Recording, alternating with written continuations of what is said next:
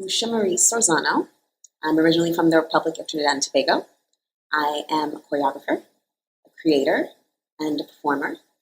And I'm here at Madison Ballet to create a new work for their 2023 season. So I began dancing at the age of 8 when I immigrated to the United States. And I got pretty much all of my training in the public school system.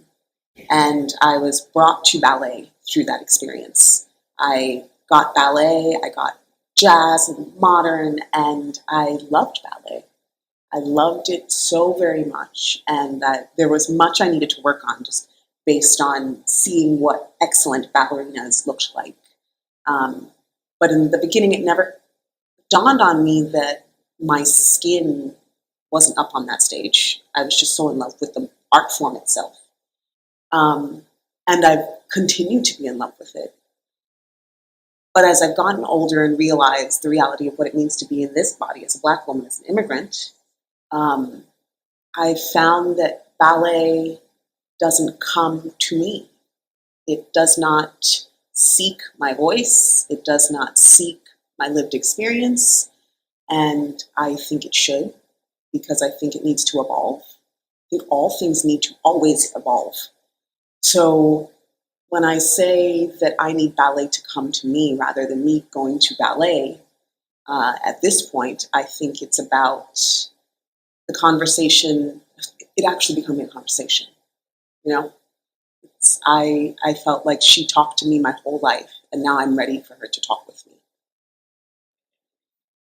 It's funny. I actually love, or I feel the most comfortable either making a solo or working with very large groups. Like, I have this joy in figuring out patterns and rhythms when it's a really big group, and like how a canon can just like really push the music to a different place.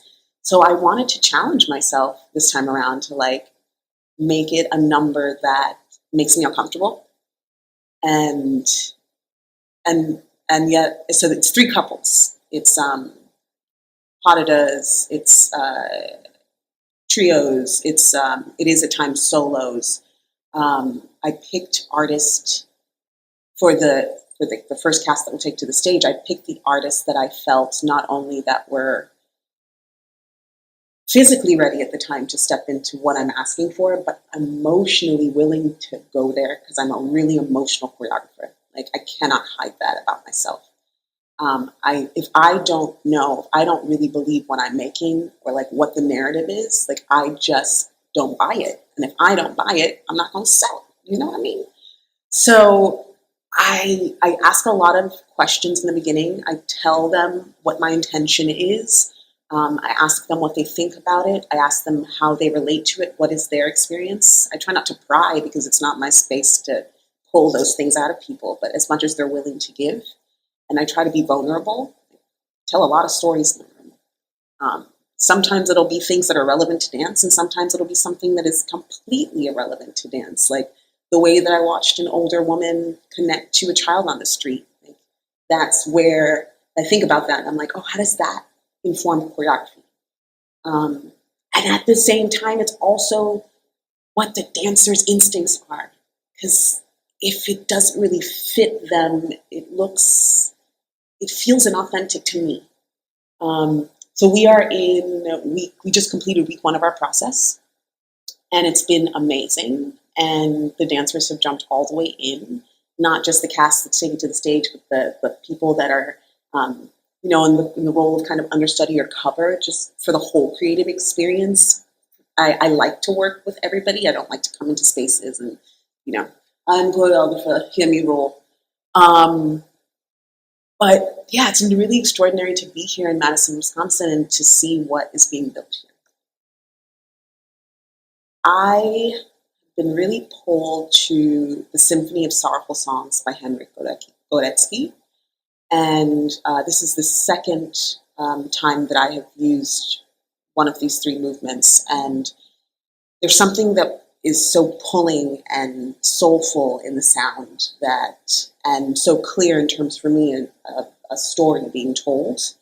And when you do the research into the music, it tells the tale of motherhood, of childhood, of loss, of something that I think is critical to the human experience. And so I'm using specifically the third movement, and we are building a work about motherhood and about that intangible cord that binds us to the person that brings us into the world, and what it means to lose that person, what it means to relinquish that cord. What does it do to the soul? So essentially, it's about grief and the waves of grief, how to process that. Oh, well, I'm still trying to figure out how the sum of all of the things I've done as a creator shape me. But I think the thing that's most clear to me is that I'd like to fully integrate all of the voices. When you dance for a repertory company such as Ailey or just any repertory company, you're consistently changing hats and trying on these different choreographers, right? And in that, you are getting this beautiful gift of languages.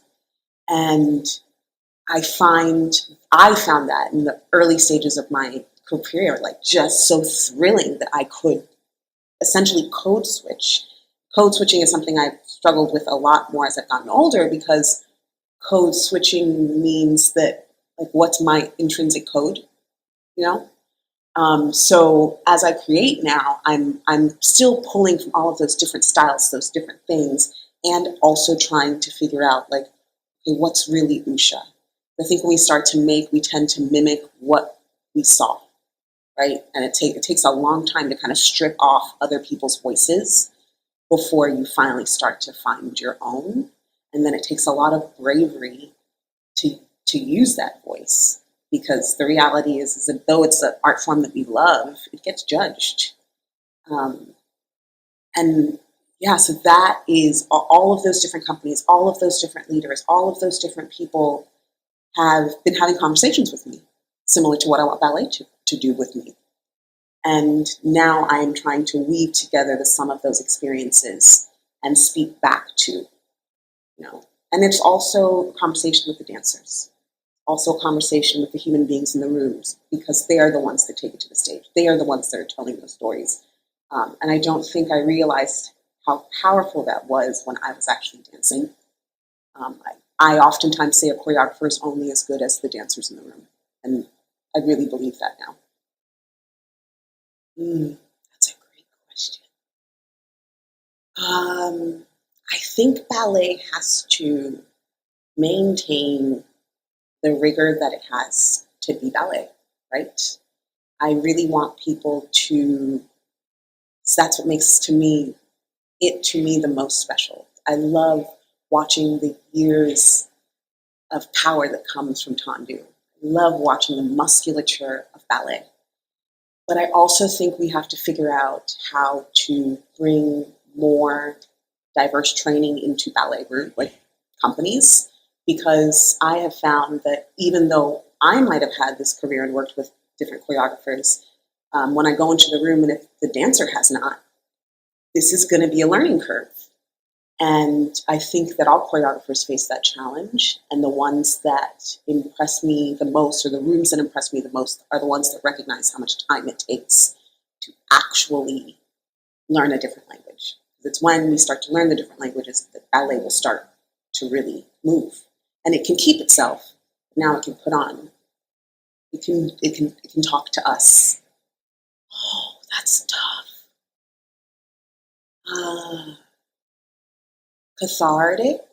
Catharsis,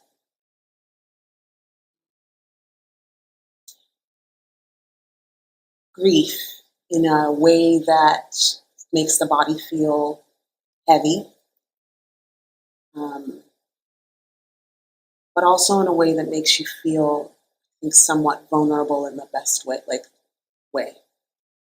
want to keep going. Not fair. 3 words. Yeah. And then if I dare add one more, there is some hope in there. There is like a sense of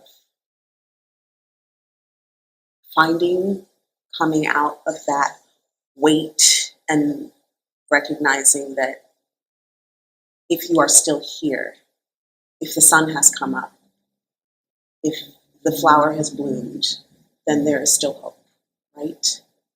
Which is a scary thing, especially in these times when it feels like there's a lack of hope. But I think we have to keep remembering that we can't give up as long as we're here. I really hope they understand how powerful dance is as a communication vehicle. Like, I think that because dance doesn't have the budget of other art forms in terms of like cinema or symphony, that people don't come and talk to it. And I think that you bringing as many different voices that are unique and varying to the space that reflect the community, it will make they will feel seen, right? And that, I think, is what everybody longs for in life, is to be seen. So my hope is that when these audiences come to the theater to see these works, the works that are being born this season and onward, that they will recognize a voice from an artistic director who's saying, I see you. Come be seen, and come enjoy the human experience on stage.